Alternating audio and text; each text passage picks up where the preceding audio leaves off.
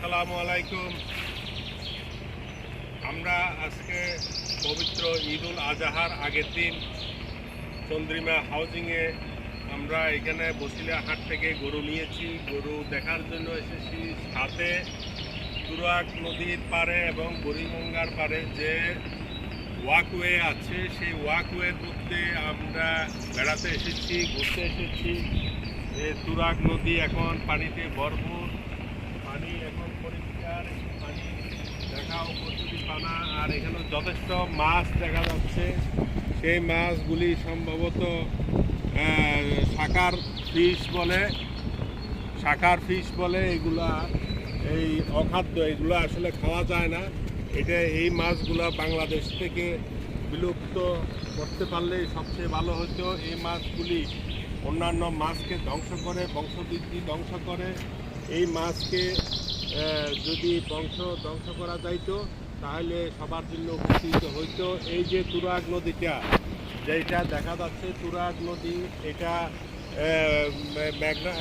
বুড়িগঙ্গাতে মিলছে, বুড়িগঙ্গা মিলছে মেঘনার সাথে, মেঘনা মিলছে পদ্মা, মেঘনা চাঁদপুরে, ওখানে পরে বঙ্গোপসাগরের সাথে মিলিত হয়েছে। এইখানে এইটা মৌজার নাম হচ্ছে রামচন্দ্রপুর মৌজা।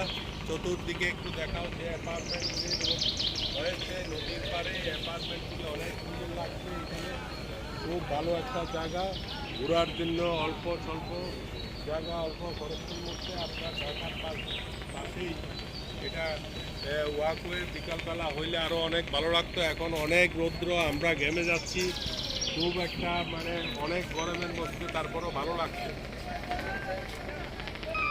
নৌকাতে করে লোকজন এসেছে, নৌকা ভাড়া নিয়ে এখানে ঘোরাও যায়, সেরকম ব্যবস্থাও আছে। আপনারা ইচ্ছে করলে নৌকা ভ্রমণ করতে পারেন ভাড়া নিয়ে। ধন্যবাদ সবাইকে।